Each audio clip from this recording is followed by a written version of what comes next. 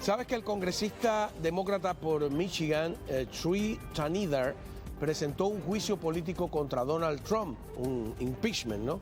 Es decir, los artículos, lo que presentó fueron los artículos para que la Cámara emprendiera un juicio político contra Trump. Según la presentación, Trump ha violado 7 artículos: obstrucción de la justicia, abuso de poder, esto es por las órdenes ejecutivas. También habla de que le ha negado el debido proceso a los deportados, que ha desafiado órdenes judiciales, que ha usurpado los poderes del Congreso, ¿no?, con la designación de fondos. También lo acusa de agresión internacional por el daño de las tarifas, de tomar represalias contra sus críticos y de crear oficinas ilegales. Aquí habla de la de Elon Musk. Y en definitiva violar la Constitución. La pregunta es si todo esto tiene una base legal fundamentada, cómo funciona en el caso de impeachment en el Congreso, si empezó la guerra de los impeachment de nuevo. Así que para ello tenemos a un experto. Muy buenas noches, bienvenidos a Fondo.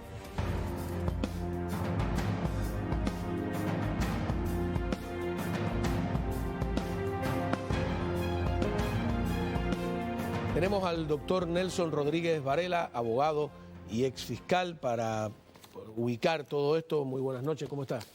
Un gusto estar contigo, Juan Pues Manuel, un placer. El gusto es mío porque siempre aprendo.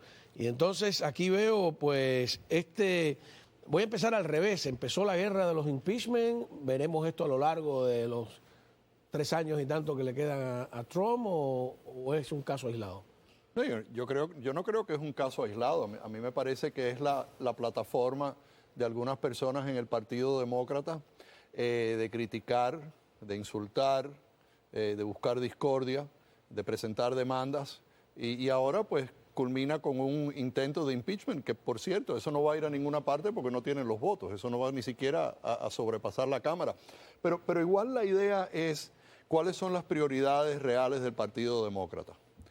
¿Son las prioridades del Partido Demócrata hacerle un impeachment al presidente?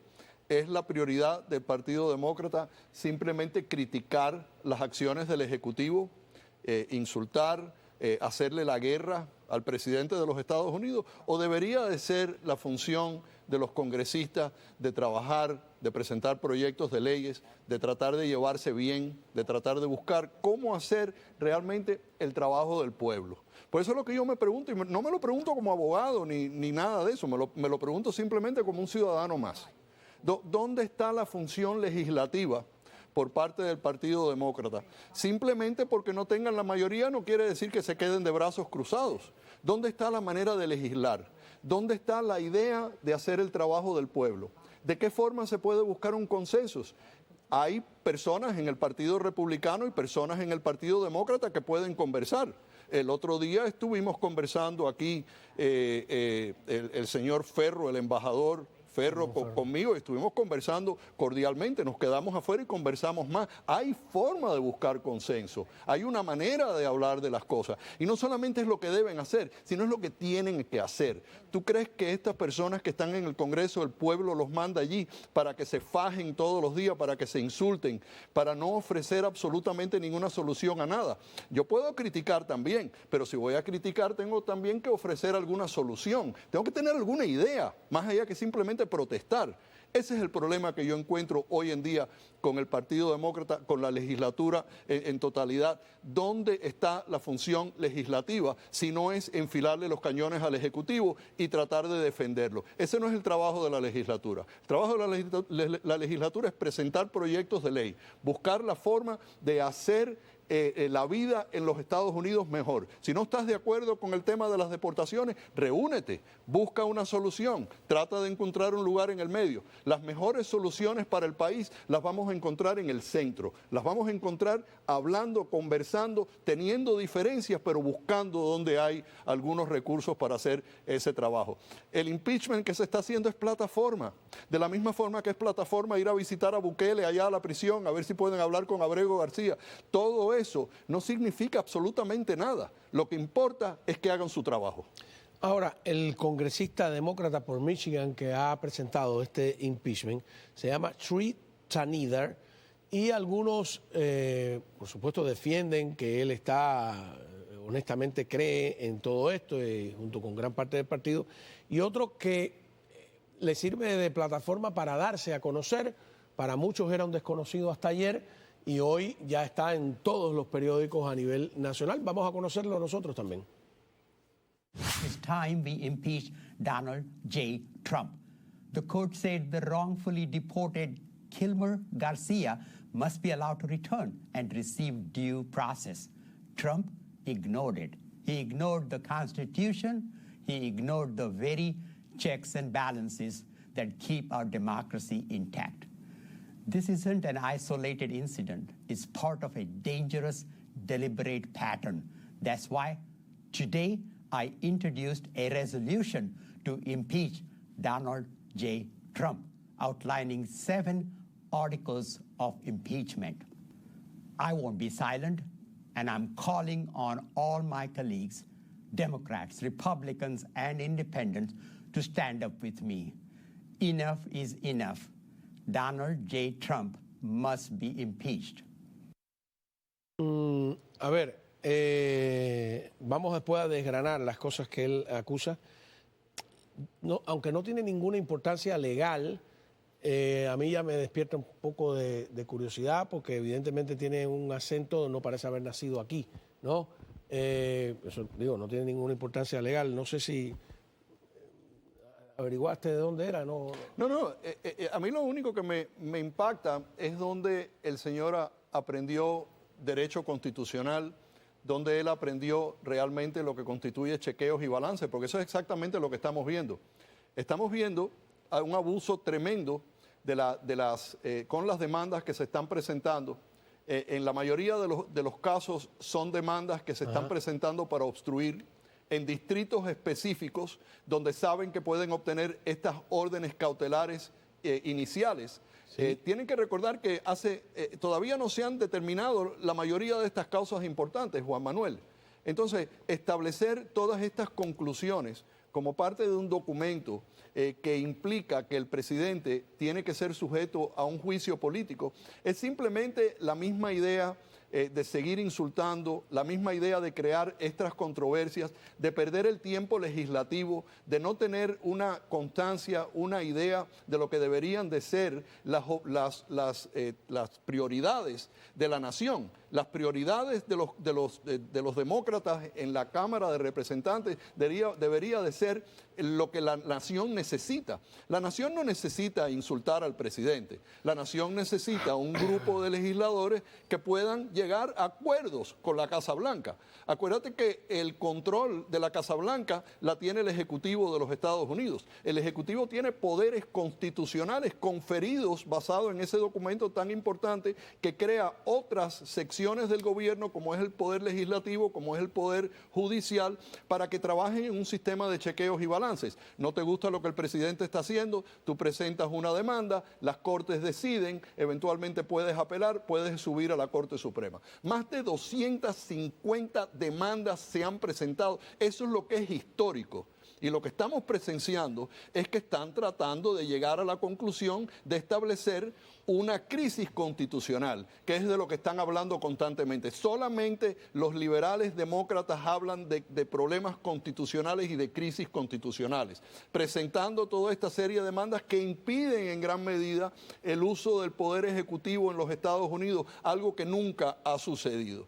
Y entonces yo no sé qué es lo que va a pasar con muchas de estas demandas. Ya hoy en día necesitas una de esas tabletas electrónicas para poder seguir todos estos casos, porque ya todos se confunden. Pero hay varias cosas que son importantes. Uno es la inmigración. La inmigración se puede lograr a través del uso del Poder Ejecutivo. ¿Hasta dónde se puede llevar el Poder Ejecutivo? Eso lo decidirá la Corte. Pero en este momento el presidente y esta administración está tratando de lograr eliminar el elemento criminal que entró por la frontera, de una frontera desatendida que ha creado toda una mano de problemas que constituye una emergencia en este país. Y tú tienes como presidente de los Estados Unidos esa obligación. Este señor con esos artículos de impeachment no tiene ni la menor idea cuál es el trabajo del Ejecutivo. Dice que Trump ha abusado del poder con las órdenes ejecutivas. Bueno, eso lo decidirá la Corte, ¿verdad? Y la Corte decidirá cuáles de estas demandas tienen mérito y cuáles no tienen mérito. La idea de de presentar... Pero cuando es un impeachment, ¿va a la Corte o va al Congreso? No, va al Congreso, pero la Corte es la que decidirá en el contexto de cuál es el poder ejecutivo con respecto a las órdenes que está haciendo. Eso no se resuelve en el Congreso con unos artículos de juicio, juicios políticos, como lo están tratando de hacer. Y entonces eso realmente, como no tiene sentido hacerlo, inclusive hay demócratas de alto rango en el Congreso que no tienen ni la menor idea exactamente cuáles deberían de ser las prioridades del Partido Demócrata en este momento. Pero definitivamente presentar artículos de impeachment que no van a ir ni a ninguna parte es consistente con la idea de protestar sin ofrecer absolutamente ninguna solución. A ver, repito que no tiene ninguna importancia con el caso, ¿no? Todas las personas son iguales, pero a mí me despierta curiosidad. Dice que este congresista, ¿no? Sri Trinidad, nació en Chicody con doble K el 22 de febrero del 55. Yo, sinceramente, no sé dónde queda Chicody y entonces busqué dónde queda Chicody, es un lugar que acabo de oír, sí, y hacen una aclaración extraña, que es una ciudad taluca y es uno de los 3 subdivisiones headquarters en un distrito de Kanata en la India. Okay. No, está bien, no, solo por la...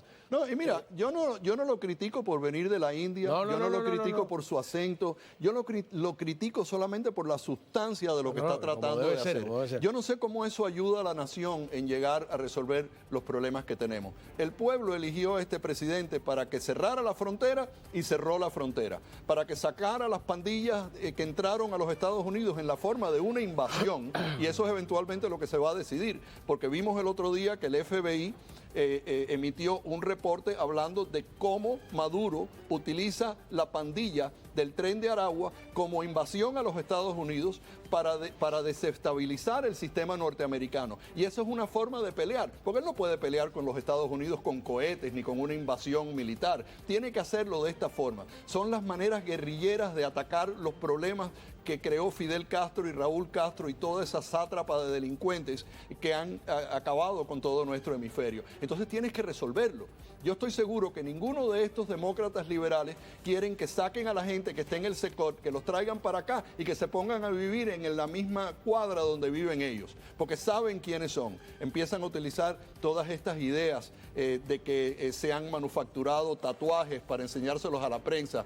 Oía yo un idiota el otro día hablando acerca de utilizar Photoshop para imponerle tatuajes a personas que fueron deportados basado en la ley de enemigos extranjeros, que eso todavía queda por verse, cómo es que esa ley se puede utilizar y no se puede utilizar. Se habla solamente de en estado de guerra, pero no requiere un estado de guerra y eso se va a tener que decidir en las cortes inferiores. Eventualmente eso se va a decidir y vamos a ver cuál es la solución. Pero tú no puedes protestar porque una administración esté tratando de sacar de los Estados Unidos personas que no obedecen la ley, que han raptado, que han cometido crímenes, que no respetan a la policía. Está bueno ya de toda esa inherencia de poder. La idea de que tú puedes utilizar las cortes para impedir un proceso constitucional ejecutivo es totalmente ridículo. Por eso estamos donde estamos.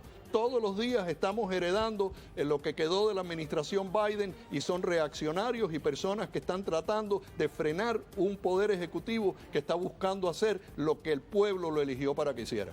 Ok, cuando regresemos entonces, ¿qué pasa con personas que no han cometido ningún delito y están siendo deportados, por ejemplo, a Cuba? Y esto que dice él aquí de que le está negando el debido proceso a los deportados. Ya regresamos. Muy bien, continuamos hablando con el doctor Nelson Rodríguez Varela, abogado y ex fiscal. Y entre las acusaciones o los artículos en esta propuesta de impeachment, de juicio político a Trump, se habla de que él no le ha negado el debido proceso a los deportados y también de que ha usurpado poderes del Congreso con la designación de fondos, que ha creado instituciones, oficinas que consideran ilegales, como la oficina de Dodge. El debido proceso es fundamental en una democracia. Y la Corte Suprema se ha pronunciado con respecto a eso. Y de forma interina lo ha hecho. Y yo creo que es lógico que en algún momento tiene que haber un sistema donde se ofrezcan esos procesos a cualquier persona que está en los Estados Unidos.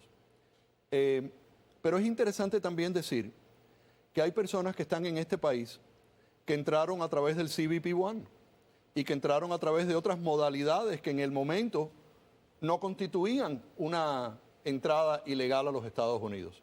Y yo estoy de acuerdo con que esas personas tienen que estar sujetas a un debido proceso. Estoy de acuerdo también de que, a no ser que hayan cambios, se debería de perpetuar el TPS para los inmigrantes que están aquí bajo las protecciones del TPS, que han creado una vida aquí, que son personas decentes que han trabajado. Esas personas merecen un debido proceso. Pero si tú estás hablando de personas que han entrado de forma ilegal, que están delinquiendo, que no tienen ninguna habilidad de acogerse a ningún proceso inmigratorio para poder permanecer en los Estados Unidos, basado en que son miembros de una pandilla o basado en que simplemente entraron ilegal evadiendo todos los procesos de inmigración que valen aquí en los Estados Unidos, donde muchas personas han pasado mucho tiempo haciendo las cosas por la vía legal para lograr un estatus legal en los Estados Unidos. Esas personas argumentativamente se podrían acoger a una garantía procesal expeditada. Crear una corte donde se pueda ver si hay algo que puedan ellos pedir para poderse acoger a algún derecho que tengan en los Estados Unidos. Pero abogar por personas que son personas que han entrado ilegal a los Estados Unidos, que son miembros de pandillas, que en muchos casos han cometido casos criminales muy serios, yo no veo cuál es el problema con abogar por derechos de personas que no tienen y no se han sometido a la justicia norteamericana, a los procesos legales de entrar a los Estados Unidos. Pero de todas maneras, como esto es un país de leyes, la Corte Suprema ha hablado, se le tienen que ofrecer garantías procesales para demostrar tal vez que no son, asumiendo que no lo son, de todas maneras entraron ilegalmente aquí, no hay razones, etcétera, pero bueno, tienes que dárselo. Y el presidente no ha violado absolutamente ninguna de esas leyes. No hay ninguna determinación judicial de que el presidente ha violado esas leyes. Así que utilizar eso como idea de establecer un juicio político es simplemente perpetuar la dinámica y la retórica en contra del presidente sin ofrecer ideas, sin ofrecer soluciones, ni siquiera justificar la seguridad nacional del país. Hay quien está hablando de que hay una obstrucción del poder administrativo, al revés, y que jueces de un nivel inferior, de distrito, etcétera, están, para usar las palabras del impeachment, usurpando de alguna manera poderes para obstruir al presidente. O sea, ¿se puede hablar de obstrucción del Poder Ejecutivo o es? Mira, yo creo ¿O está concebido así el país para ponerle frenos al presidente? Yo creo que si tú como abogado presentas una demanda que no es meritoria, que no presenta una causa justiciable ante las Cortes, que se acogen a una ley específica, y que tú sabes que lo estás haciendo por motivos de obstruir el proceso ejecutivo, entonces yo creo que esa persona se merece un debido proceso, vamos a decir, ¿verdad? Ya que estamos hablando de debido proceso. ¿Cuál es ese debido proceso? No lo sé, pero eso no se debe de hacer. Pero el dique de contención sobre todo eso son las Cortes. Y los jueces, basados en el artículo 3, son jueces vitalicios, que tienen que entonces determinar si esas causas son justiciables y si no, despedirlas de ahí. Y tienes que contar con las idiosincrasias de algunos de los jueces que, a pesar de que tienen que cumplir con la ley, tienen diferentes maneras de pensar. Pero eso se entiende y decisiones basadas en eso, mientras no se viole la ley, son apelables. Y en la medida en que una corte de apelación encuentre que la causa no es justiciable o que la decisión no fue correcta porque no está basado en la ley, puede devolver el caso con instrucciones para que se maneje el caso de una forma de ser diferente. O sea, lo que estoy tratando de decir es que aquí hay manera de resolver todas esas cosas. Pero o el caso se desestima o eventualmente llega a la Corte Suprema, donde eventualmente se van a tener que definir cuáles son los poderes del Ejecutivo y dónde en cada uno de estos casos es que se está usurpando el Poder Ejecutivo para que esos casos se devuelvan con instrucciones a las Cortes inferiores. Pero muchas personas que vienen de otros países, de otro tipo de legislaciones, se asombran de que un juez de distrito pueda frenar al presidente. ¿Esto va a terminar en la Corte Suprema? Todo lo que hemos visto en el 90% de las causas que se han presentado son órdenes cautelares temporarias, en una etapa muy temprana al caso, ¿verdad? Para mantener el status quo, decidiendo que si se permite van a pasar cosas que después no se van a poder analizar legalmente porque ya han pasado. Y entonces es una orden cautelar preliminar, donde el tiempo es corto antes de que las Cortes tengan que decidir los méritos del caso. Como por ejemplo la Corte Suprema estableció que para las deportaciones de los venezolanos al SECOT, miembros del Tren de Aragua, tú tienes que ofrecerles un proceso. Está bien, tienes que ofrecerles un proceso. Ya están allá, pero tienes que ofrecerles un proceso.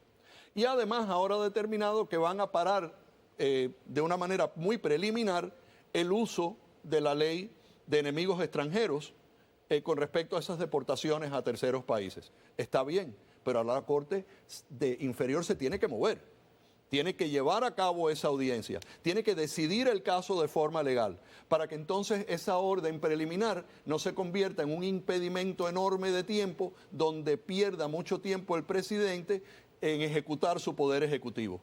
Entonces eso tiene un tiempo que ellos tienen que decidir eso, y el tiempo no es 2 años ni 3 años, no puede demorarse así, ¿verdad? Entonces, en la medida que eso suceda, el caso procede a través de las Cortes y eventualmente, si no es una Corte de circuito de apelaciones, la Corte Suprema tendrá que decidir estos casos desde el punto de vista de cuáles son los poderes y qué es lo que puede hacer la Corte. ¿Puede la Corte forzar a que el presidente de los Estados Unidos y el secretario de Estado ejerza su política internacional para lograr la devolución de un individuo que se deportó basado en una equivocación? Yo no sé si un juez de artículo 3 puede hacer eso. ¿Por qué? Porque el Ejecutivo con su secretario de Estado son los que determinan cuál va a ser la política internacional. Entonces una Corte no puede forzar a que tú uses tus poderes de política internacional para lograr un proceso, porque la Corte no tiene jurisdicción sobre eso. Y ahí es donde tienes la separación de poderes, ahí es donde tienes los chequeos y balances.